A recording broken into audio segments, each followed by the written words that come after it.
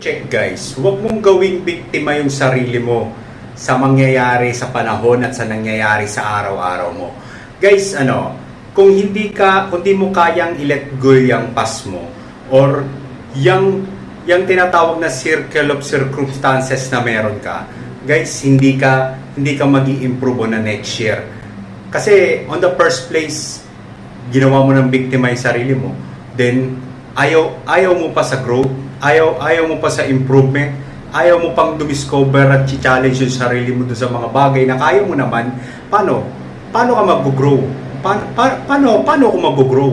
Paano ko i-handle yung ganong klaseng bagay kung kasama mo mga addict, kasama mo yung mga lasinggero, babaero, yung mga tao na alam mo puro ambisyon lang pero mahilig sa mga materialistikong bagay. Sila yung mga tao na kung saan dapat medyo bawasan mo sa sarili, tanggalin mo sila dahil sila yung hindi alam o kumbaga complacent sila din sa nangyayaring sitwasyon sa kanilang buhay.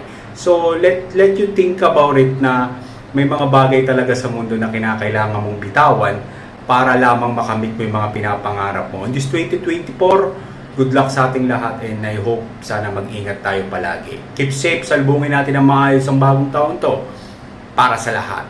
Peace out!